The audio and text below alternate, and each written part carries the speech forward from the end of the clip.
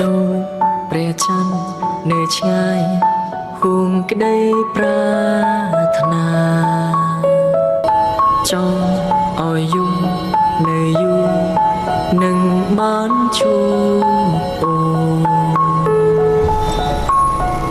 ស្រែកសួរមេឃឲ្យឆ្លើយ